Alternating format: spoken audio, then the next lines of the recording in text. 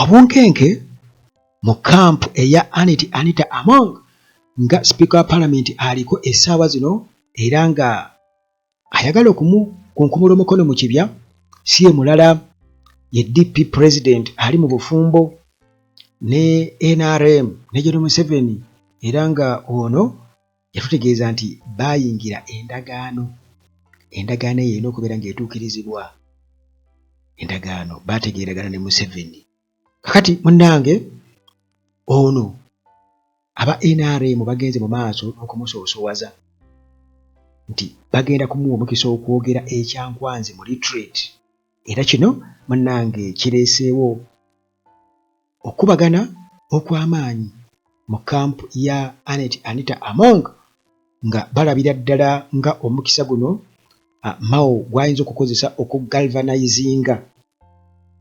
speakership BDA. Kakati munnange ekibiina kino ekya National Resistance Movement nga bwe tukimanyi nti si kyangu kwesigika eri abo abaali bakiroozezzaako mu ngeri yegirondamu abantu baakyo nga General Museveni butereevu Sale butereevu baga nti abo babiri era nti walaba Anita Among asisinkana General Sale nga bali mu kunywa akatunda abamu ke baalabula nti kunywa ogeri okyanywa akatunda nywa ekakwata bwati n'akamuwa Sale yennyini Anita Among naawo. Kakati munnange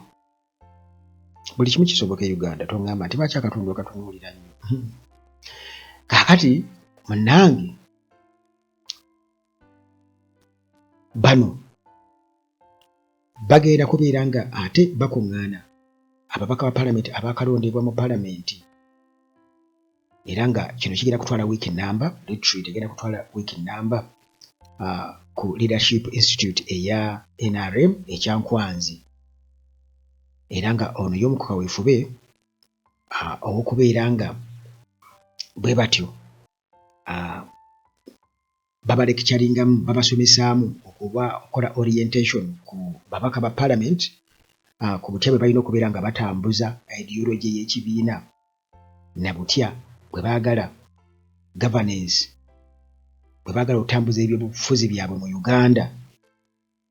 gwe mulamwa kitwala wiiki nnamba. Kakati bwe tudda ku headquarters ez'ekibiina ekya NRM wano NRM Secretary General Honorable retired Richard Todwong ono General retired General Honorable Richard Todwong bw'atyo yatugambye nti retreat egenda kubeerawo wakati w'ennaku z'omwezi 7 ne 15 mwezi ogwokubiri 26 era nga ababaka abapya abakalondebwa ba NRM abapya n'abo abakomyewo abazeemu okubeera nga balondebwa ne ba independents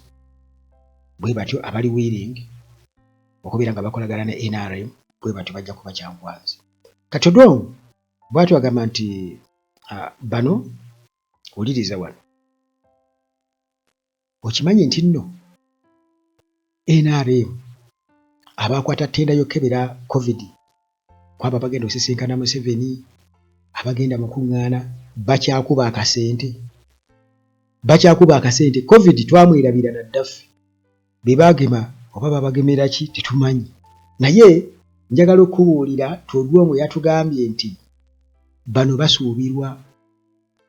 abanaagendayo basuubirwa okubeera nga balipootinga Kololo ceremonial grounds wano mu Kampala Eponga 6 era nga ensonga ya accreditation okubakakasa nti ddala bagenda kugendayo n'okubakebera COVID-19 nga tebannaba kubeera nga bagenda ekyankwanzi mu nnaku eziddako balina obbakebera COVID-19 eyakwata ttenda eyo yekkebera COVID-19 of course ateekwa okuba nga w'amaanyi obanga memba wa family naye ng'okimanyi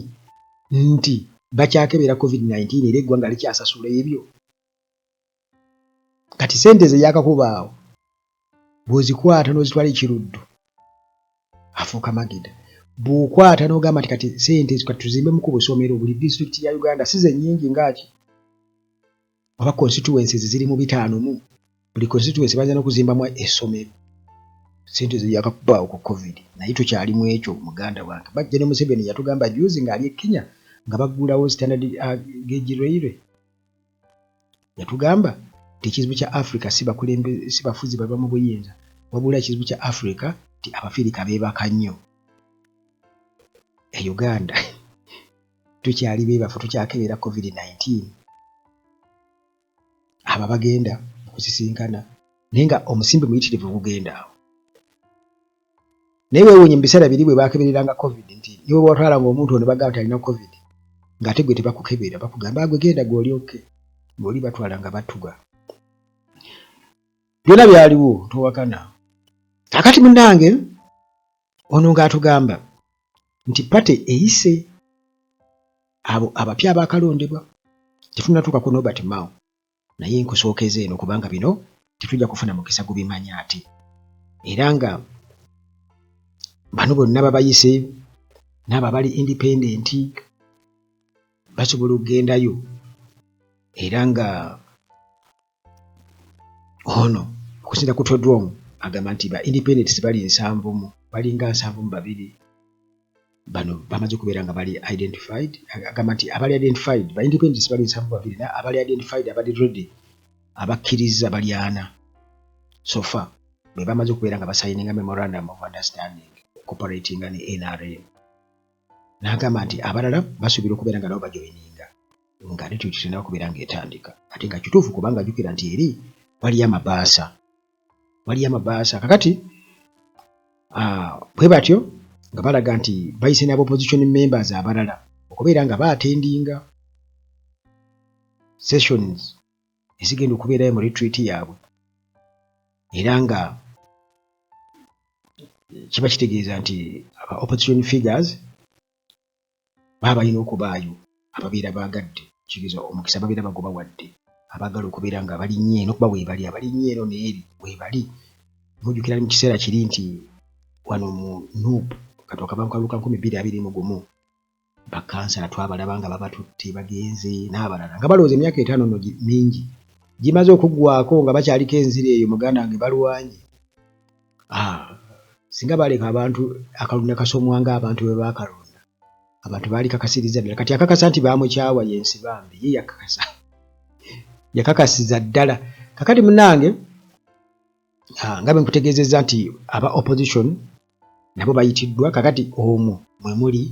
ne Norbert Mao omubaka omulonde omupya owa Laro Pace era nga ye President General wa Democratic Party era nga ye Minister wa Justice and Constitutional Affairs ono nga yayagala okubeera nga asindiikiriza Anita Among nga bamanyi ng'omukyalo ow'amaanyi atanyenyezeka era nga mu parliament ye12 si ye12 Uganda kyuwo parliament ye12 baba okutuma abantu ab'amaanyi betwogera ku Anita Among nti y'omu kwabo ba contenders ab'amaanyi kakati jjukira nti Mao nga bwe yatugamba nti ebyali mu ndagaano birina okubeera nga bituukirizibwa ng'omukulembeze wa DP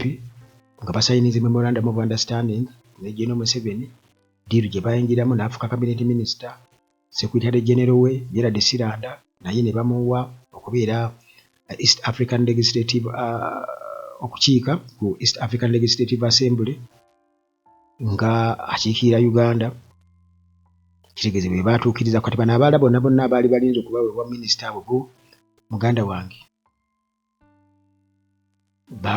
balabika babamalayo bali ababiri bokka be baatunuulira kakati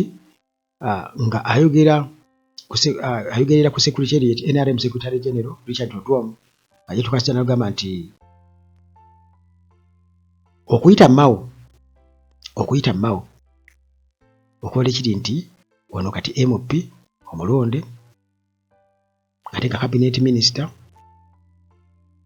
agenda kubeera ekyankwanzi era agenda kwogerako eri NRM MPs ne ba independents abasayininga memorandum of understanding okolagana ne NRM.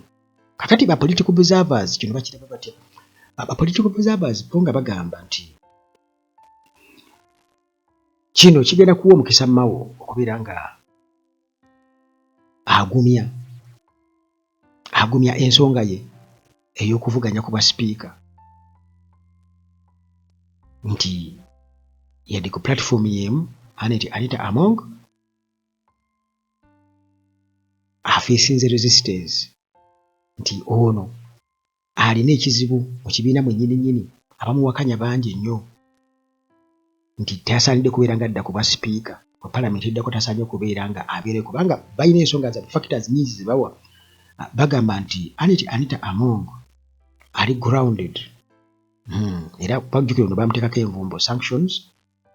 nti tasobola kugenda mu mawanga ga Bulaaya western countries, asobola kugenda Vatican yokka n'asinkana paapa n'amubuulira nga bwali olubuto n'amutwalira abalongo n'akola atya. Kakati tasobola kubeera ng'agenda e Bungereza US okubeera nga akiikirira Uganda ku high level engagements nga sipiika wa palamenti, tekisoboka. Kati bagamba nti oyo already ali grounded, tasobola tukiikirira, twagala okugenda ne sipiika owa ddala nga bwe tutuuka eyo atuteera ku magya. Ne kati ono alina ebizibu by'e Kampala kuba ye yagamba nti teyeetaaga bukeedi yamumala. Ne bukeedi yano bamwekokkola, bagamba kyakoze eyo okuinfluensinga naddala obukulembeze sayidi zeeyo gw'ayagala y'ayitamu gw'atayagala nedda okuviira ddala wansi naddala mu NRM, structure ya NRM. Kakati bino byebyo era Mao alabika muganda wange nga bwe kiri nti apo tegwa wala nnyo ku muti kweva. Bw'aba Mao bamusuula ku mpimpi awo tandika okubeera nga naawe ofuna answer. Newankubadde abamu bagamba nti eno yonna pretense mbu baagala kubeera nga batwalirako abamemba b'opposition mbu kubanga Anita Among talinawo paniki n'emu mbu akomawo ku bwa sipiika mbu akomawo. Naye jjukira nti twalaba Muhoozi ng'ayogera ku by'enguzi mu palamenti tagenda kubuuza ku kitaawe, ne tulaba nga Museveni tayendoosinga Anita Among, ne tulaba nga Mao aweera akyo kate nga Mao alabika naye attachment ye ku Museveni ne Muhoozi erabika nnene okusinga eya Anita Among. Y'ensonga lwaki Anita Among yaddukira ewa Salimu Ssaayi tumulaba nga anywa akatunda ako nkalemerako, yanywa akatunda kakati kajuyisi n'akanywa. Kakati being nti Muhoozi ne Mao bana baga nti Mao bamuteeka ku Mao bamukwasa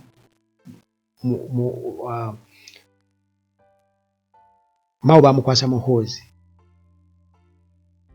bamukwasa Mao mu Luganda bwe kirina okuba ndowooza okusobola okubeera ng'amulambika ensonga nga bwe zirina okubeera nga zitambula kubanga ono amakya ate oli siniya kitegeera. Kakati awo bwe kiba nti bwe tutunulira politically Anita Among mu aggressive character ye nti of course bw'avaawo ojja mulaba enkya nga agakwesemba kuba president, ekintu ate kiwunyira obubi bano ziizi ate era nga omuntu okuva eyo sayidi zeeyo baba bakirabira ddala nti nedda alina kuba ng'ava wa DNA. Kakati si wa DNA ekyo kiri awo ate ye ebirooto bye birimu n'okufuuka president Anita Among. So nga ate Mao ye ebirooto bye obiraba byakubeera nga ayisaawo Muhoozi mu buli ngeri yonna era nga yakkaanya okukolagana ne Museveni mu buli ngeri yonna. Kakati awo suubira okuba nga osobola okujajinga mizaani naawe osobola okugikola kyogikoonako bw'oti olaba oba ewera oba tewera waba agikwatamu awo nze naawe.